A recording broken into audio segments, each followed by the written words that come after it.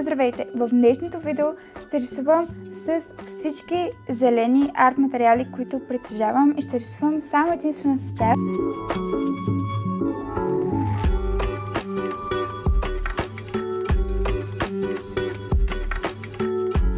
Притежавам немалко видове арт материали, даже почти всички, които съществуват под небето, и сега ще ви ги покажа. Имаме цветни моливи, два вида евтини цветни моливи и едни по-скъп клас цветни моливи. Имаме доста алкохолни маркери. Аз, честно казано, обожавам да комбинирам бои с моливи и да ги смесвам в една картина. Получава се доста различно, така че определено ще е много забавно. Имаме акрилни маркери, които не са най-доброто качество, малко подиват хартията, защото са джамбо, но ще ги използвам, защото ги притежавам и има доста зелени между другото. Водна боя и имаме акрилна боя. Мисля, че единственият арт материал, който не притежавам, са маслени бои. Нека да започнем. Всъщност се чудех дали не снимам как използвам всичките си арт материали, но реших, че ще е по-добре да го направя нещо като поредица и да започнем с зелено, после мога да направя друго видео с червено и така нататък. И имам една идея за картина, която така не иска да направя и перфектно се вписва с цвета зелено и сметнах, че ще е перфектно за повода на днешното видео. С това започваме с зеления цвят, тъй като в нея има доста листа и тя самото момиче също очевидно ще бъде зелено, което също ще бъде интересно как ще я направя. Единственото незелено нещо, което ще използвам, ще бъде механичен молив, просто защото ако скицирам с нормален цветен молив, много трудно се трие. Аз трия и преповтарям доста пъти преди финалният продукт. Най-малкото, защото аз дори не мога да оцеля центъра на листа. И винаги лицето ми чева някъде в единия ъгъл и трябва да го рисувам наново, колкото и хубаво да е било, което е просто най-забавното нещо за един художник, така че този път може да си начертая линия по средата.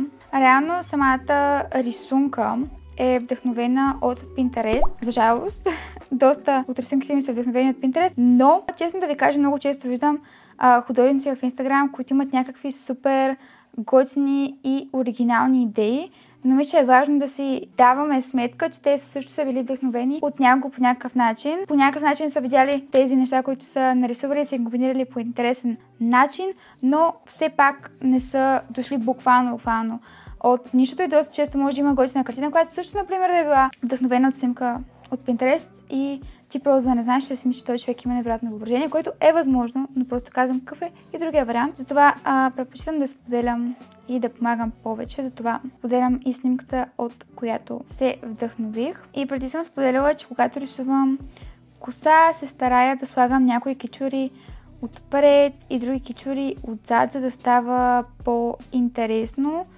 и триизмерно. Много обичам да комбинирам арт материали, особено комбинацията между алкохолни маркери и боички. Една от любимите ми картини е направена точно по този начин. Знам, че някои художници го имат някакси като забранено това да смесват арт материали, защото не е класическия стил на рисуване, но аз смятам, че е всъщност чудесен и иновативен метод да правиш готини и различни картини. Между другото използвам такава по-дебела хартия и ми е даже последното парче, точно тази. Тя е такава манга пейпер от слънчоглед, тъй като много добре работи с алкохолни маркери и също така е достатъчно дебела и за водната боя. Но пък кофето на тази хартия е, че някакси малко по-трудно се трие от нея и е супер бяла. Съответно, грешките с молива се личат много повече, отколкото на кафява хартия. Предпочитам по принцип да се рисувам на кафява хартия, както е тази от скисника.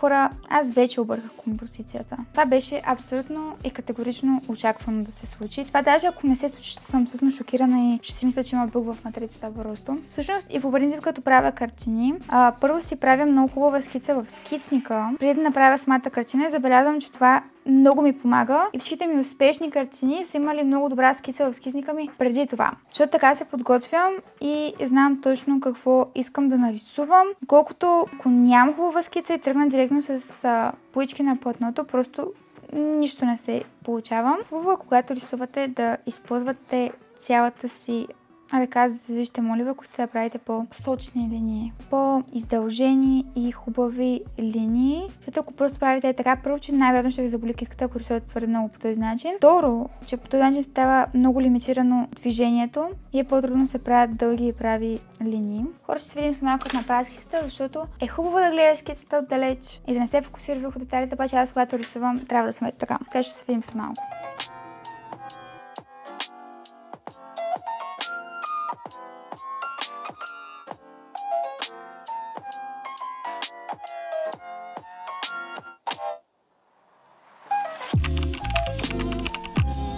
Готова съм с скицата и сега просто ще си стрия излишния молив. Като имам така не толкова перфектната скица, която е така флоуи и свободна, вече мога да съм по-прецизна. При минаването с цветни моливи използвам повече прави линии и се старая да добавя детайлите и да не изглежда меси, както беше първоначалната скица. И реално, както виждате, просто си наслагвам от молива и на места го правя линиите по-дебели, а на други ги оставям по-тънки. И по този начин се получава много приятен контраст. И тъй като идеята в картината влезнат всички цветни моливи, ще използвам още цветове, с които да очертая скицата, така че да може всеки един цвят да влезне в картината.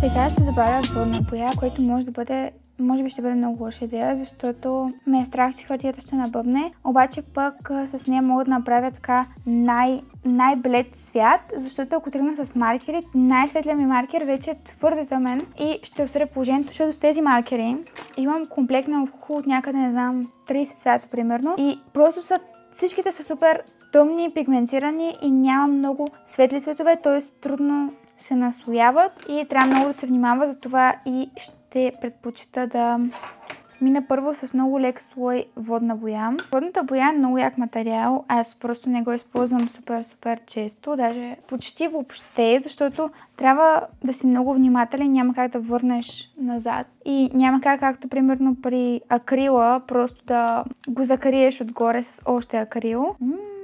Окей. Всъщност първо ще мина с водичка и после ще започна да добавям водната боя. Така ще се получи много готин ефект. Това ще стане много така готино като ефект, наистина. Първоначално работих с ефтини цветни моливи за скицата, защото по-лесно се наслагват и не са толкова интензивни, съответно са по-добре за скициране, но после върнах очертанията с малко по-скъп клас цветни моливи, след като вече бях добавила водната боя и после продължих с алкохолните маркери.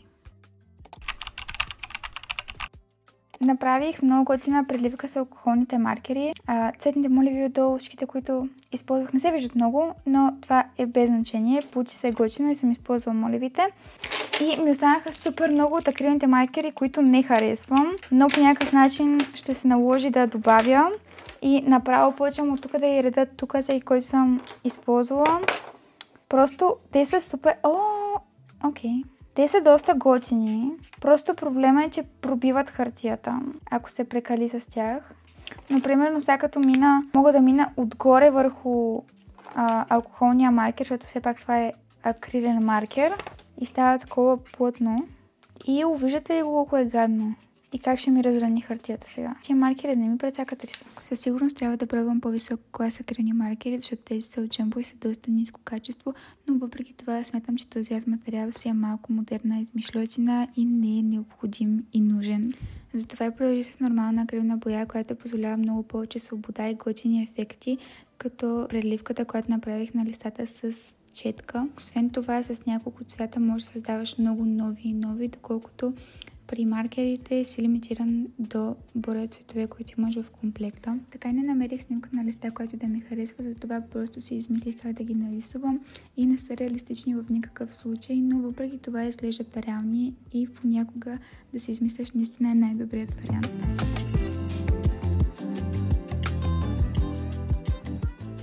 Ето го и финалният резултат.